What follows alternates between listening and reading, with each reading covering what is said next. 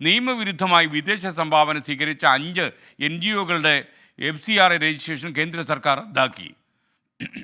വിദേശത്തുനിന്ന് പുതിയ ഫണ്ട് സ്വീകരിക്കാനോ നിലവിലുള്ള ഫണ്ട് ഉപയോഗിക്കാനോ ഈ സംഘടനകൾ കഴിയില്ല.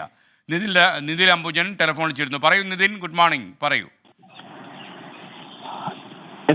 FCRAയുടെ വ്യവസ്ഥകൾക്ക് വിരുദ്ധമായ പ്രവർത്തനങ്ങൾ ഏർപ്പെട്ടു എന്ന് കണ്ടെത്തിയതിനെ തുടർന്നാണ് ഇപ്പോൾ 5 NGOകളുടെ രജിസ്ട്രേഷൻ കേന്ദ്ര ആഭ്യന്തര മന്ത്രാലയം റദ്ദാക്കിയിരിക്കുന്നത്.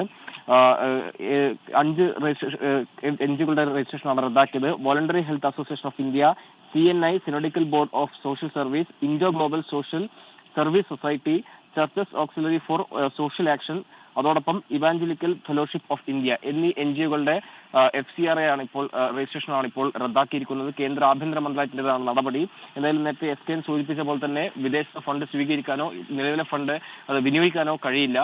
അത്തരമൊരു നടപടിയാണ് ഇപ്പോൾ കേന്ദ്ര ആഭ്യന്തര മന്ത്രാലയം എടുത്തിരിക്കുന്നത്. 2012 ശേഷം 20,172 NGOകളുടെ രജിസ്ട്രേഷൻ സമാനമായ നിലയിൽ തന്നെ കേന്ദ്ര ആഭ്യന്തര മന്ത്രാലയം റദ്ദാക്കിയിരുന്നു. SKN. Thank you. ലോകത്തെവിടെയായാലും ഏത് സമയത്തും 24 വാർത്തകളും ഓഗ്മെന്റഡ് റിയാലിറ്റി പാക്കേജുകളും എക്സ്പ്ലെയിനറുകളും വിശദമായി കാണാൻ ഞങ്ങളുടെ YouTube ചാനൽ നിങ്ങൾക്ക് സബ്സ്ക്രൈബ് ചെയ്യാം.